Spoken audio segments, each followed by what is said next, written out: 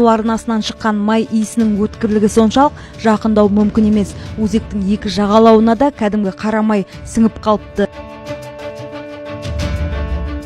Бұл канал жалпы поля булану алаңы деген бар, Тухлый балка, соған барып төгетін канал. Анапызының манағы биологиялық тазартудан шыққан сулардың бәрі сол буланың алаңына барып төгіледі.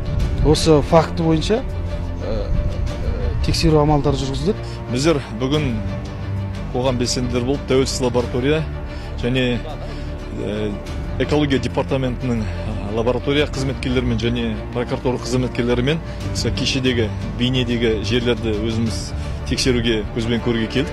Біріншіден көріп тұрғанымыз заводтан шығып жатырған өндірістік қалдықтар жеткілікті деңгейде тазаланбай, мінекей міне қазір трубалар арқылы мына каналға түсіп жатыр. Ал ол канал бір 6-7 метрден кейін мына теплый канал дейді ғой. Бұның өзі мына жақта перетаскамен барып байланысады, ал перетаска тікелей жайықпен ашық байланысты.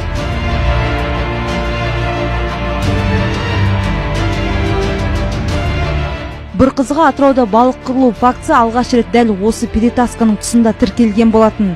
Алайда жайықты ластау мүмкін деген күдіктілер қатарында Атырау мұнай өңдеу зауыты жоқ. Жанат Молдашева, Ғани Сағындықов, Каспиан Ньюс.